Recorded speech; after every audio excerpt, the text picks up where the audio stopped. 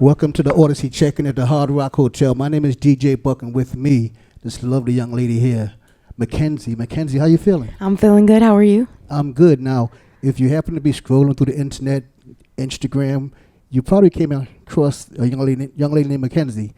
She's right here. How did that happen? How did you start to upload your music, and when was the first time you saw a big reaction from one of your songs? So, funny thing is, the first cover that I ever decided to upload to YouTube, that was where I uploaded my first cover, went viral. It was a cover of Redbone by Childish Gambino. The first one? The very first video I uploaded of me sitting down and singing a cover of somebody's song, and it went very viral. And it had the people from The Voice reaching out, being like, wanting me to come audition, which kind of just jump started the whole thing. So from there, I started posting consistently on Instagram and other pages. And then I had some gospel things, some gospel covers kind of blow up on TikTok and Instagram. But the Redbone YouTube cover kind of started it all. Yeah. Now, coming from Kentucky, was there a lot of action in Kentucky, like people making moves and making it out of Kentucky that you saw? I mean, there's been some real successful, fellow Kentuckians like Chris Stapleton. He got big. Jack Harlow. There's a bunch of people in my specific area. Not necessarily people making it out because of music, but still a bunch of insanely talented musicians like Appalachia.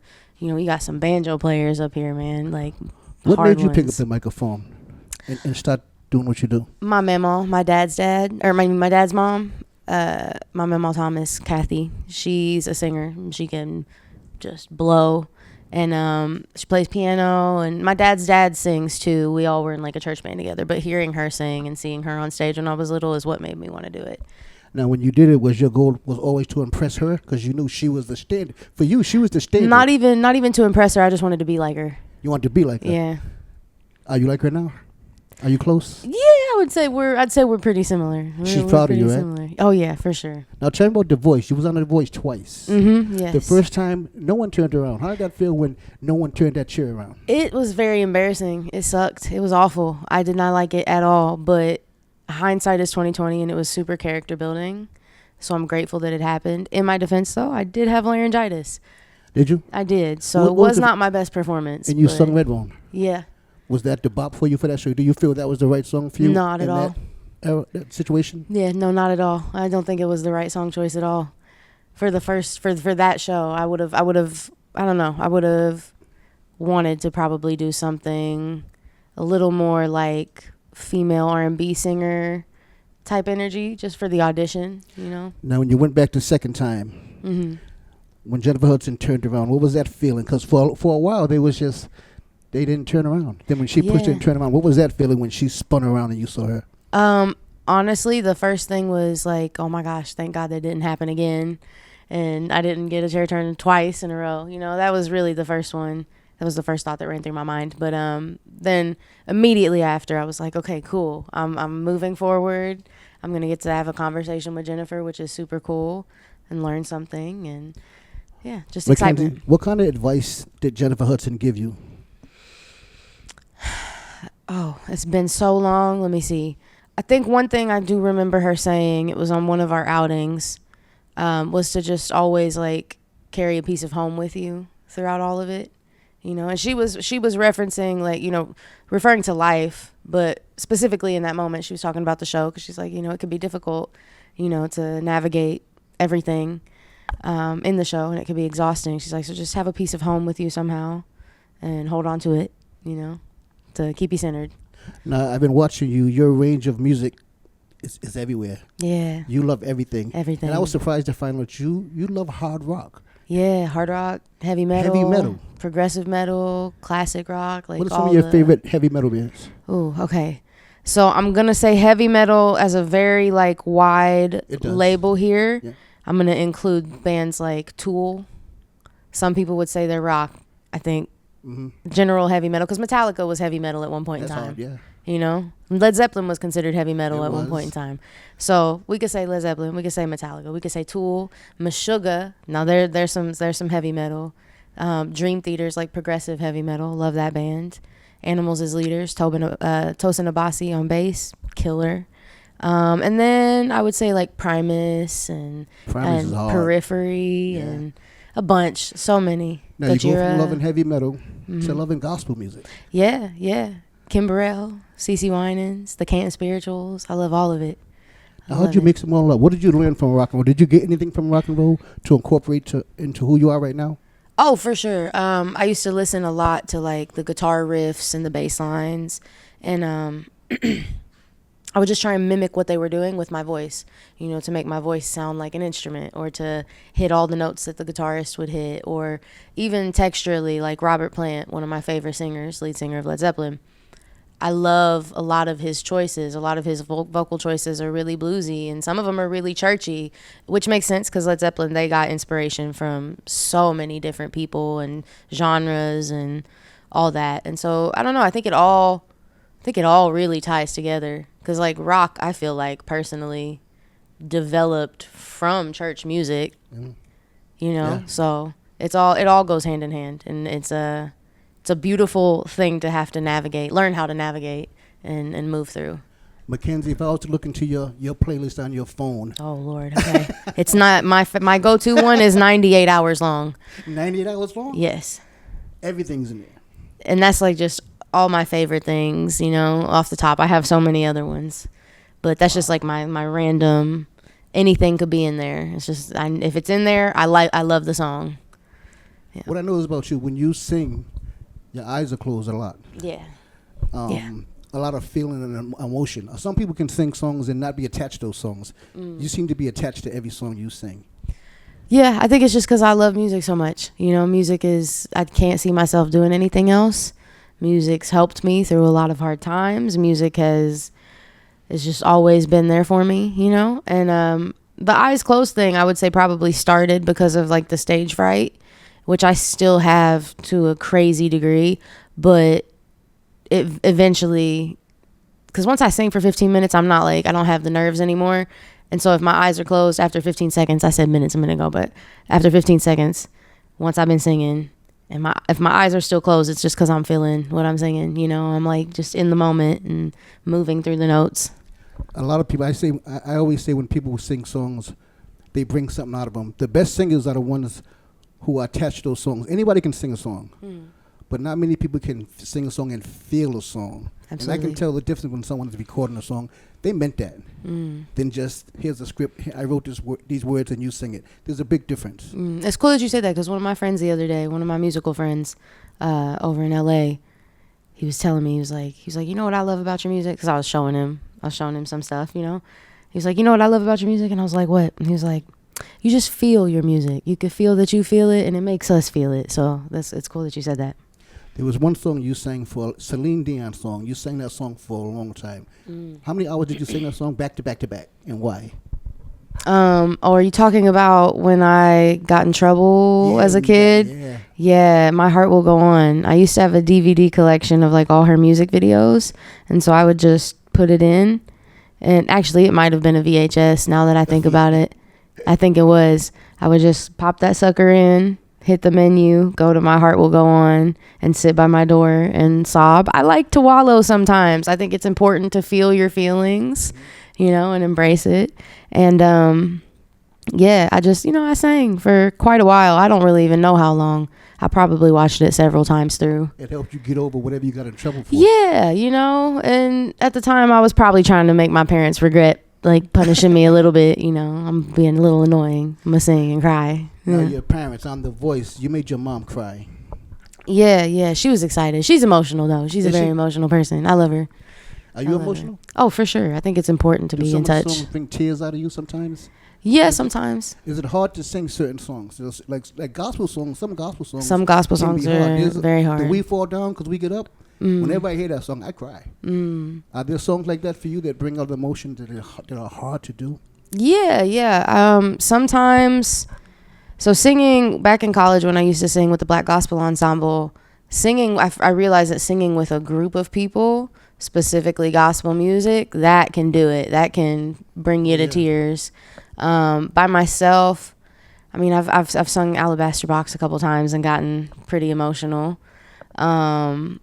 Yeah, there's just a lot. But even songs outside of gospel, they can make you emotional. Like, a lot of Brian McKnight songs.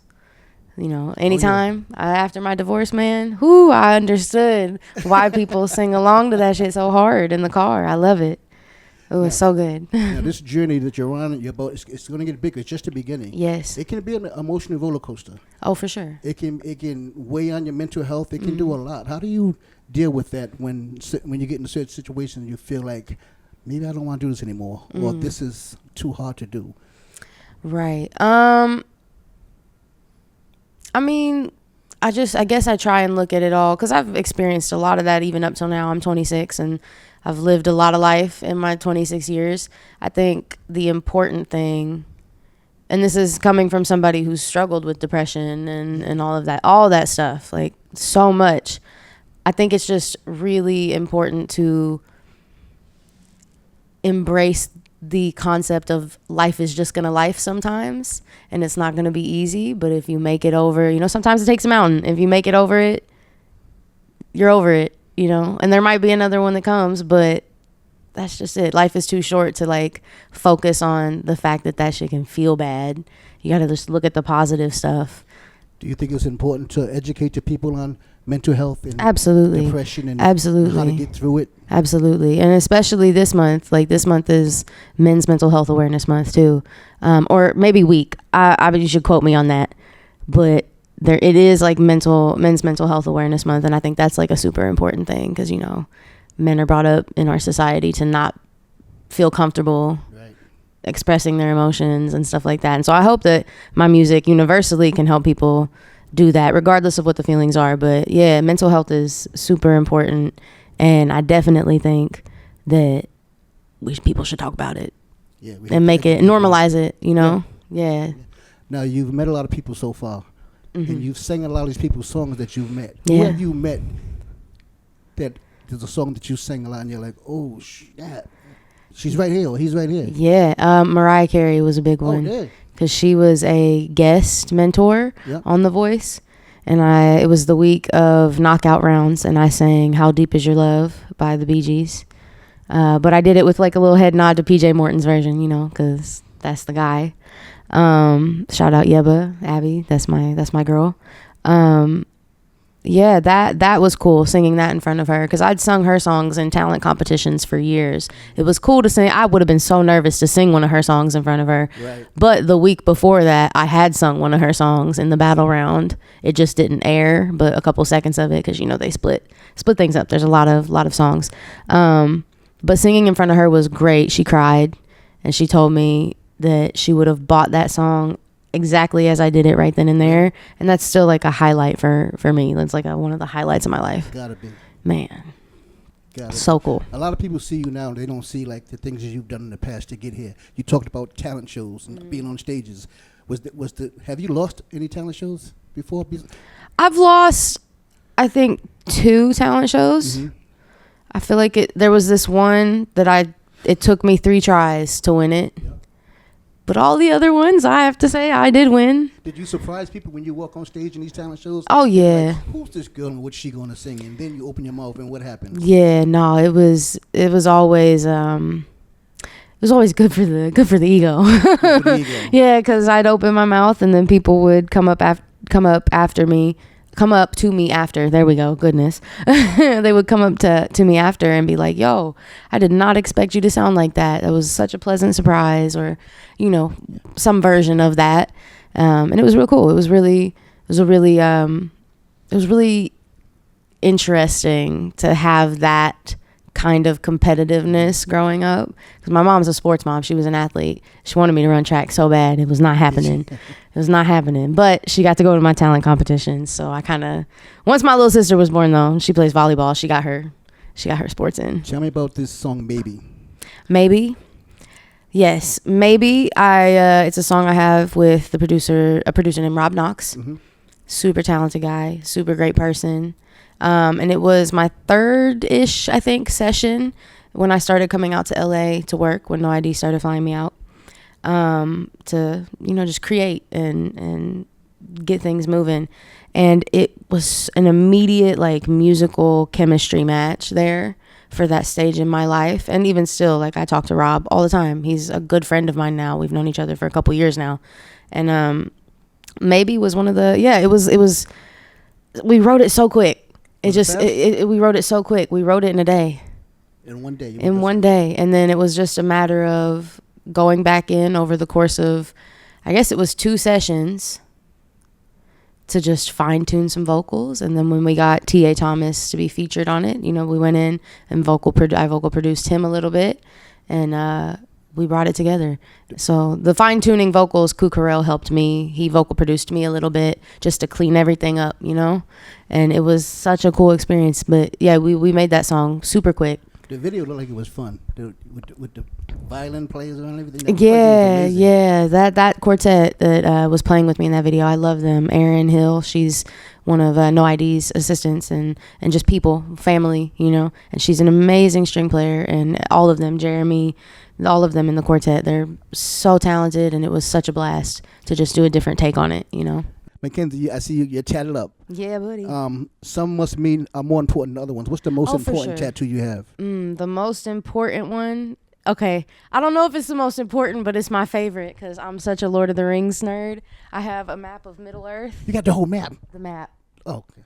It's a map of Middle-earth, and the purple line on it is the journey that Samwise and Frodo took from the Shire to Mordor to destroy the ring.